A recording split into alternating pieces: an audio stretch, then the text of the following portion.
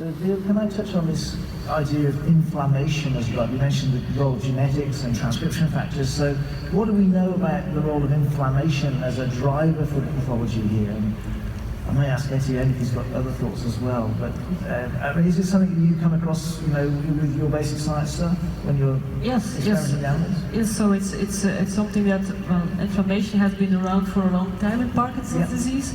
I think now it's getting more into attention, certainly because... So we're not talking about inflammation like an encephalitis or a meningitis, a big thing. We're talking about down at cell level, is that what we're saying?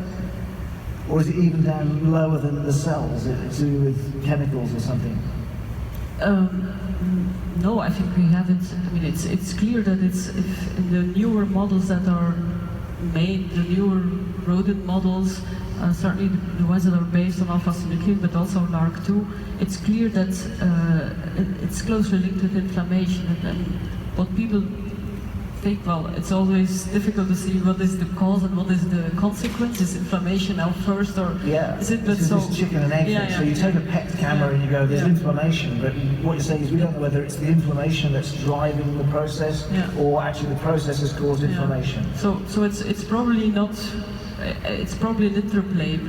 You have some damage caused by, for example, these proteins, by alpha-synuclein, and that will activate the immune system, and that will probably, for example, for alpha-synuclein, enhance the aggregation, so it becomes more insoluble, and so I think it's an interplay, and this is something that is being really modeled now in the newer animal models, and so this is, well, a lot of people are doing efforts to see if this could help, of course, as therapy, if we understand better, because it's not just inflammation probably as a whole, but probably some specific pathways in the inflammation that we think should be targeted. Well, I was going to ask you about this. I was actually going to come back to Stern. I've asked you already today, have we missed the fact that Parkinson's is an infection? Second question, have we missed the fact that Parkinson's is an inflammatory disease? Are there any triggers or signals that you can see from the epidemiology there, the studies that we've done, thinking obviously of the non-steroidal sort of stories that are out there? Well, scientists like Etienne have taught us that inflammation is a part of Parkinsonism, but it probably is not the primary part. It's just like a secondary, the damage is there, and inflammation comes on, and inflammation perpetuates the damage, makes it continue to make it worse. So trying to treat inflammation is important. A fellow countryman, the Stuarts, was Pat McGeer from Vancouver, was the first to show these activated microglia, which are a signal of inflammation in the brain of people with Parkinson's, at autopsy, and that set up the idea that inflammation is taking some role in causing Parkinson's. Yes, some people thought, well, maybe there's a reaction to the disease itself, and this is a process of cleaning up, because the microglia are scavengers. They clean up particles that are dead in the brain.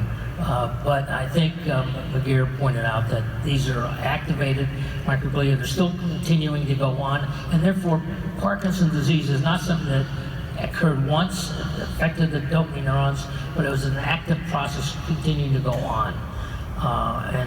So I think it is playing a role. So that gives us some hope with the way of stopping the cycle with treatments that target inflammation, or are we not there yet? A lot of people are working on that. They do think this is important element in the treatment of Parkinson's disease and slowing down the progression is to treat the inflammation. Figuring out clinically, should these guys now be thinking, I'll go down, I'll get some, Voltaren or some anti-inflammatory, or is the data not there yet? It's not there yet, but there is one epidemiological study that suggested that some people who took, let's say, ibuprofen for a long time, they seem to have a little less Parkinson than those that didn't take it. So, but these are epidemiology. You need to do the actual study and look at it. And the risks of side effects from tablets, stomach ulcers and things like that. At the moment, exercise caution. Yeah.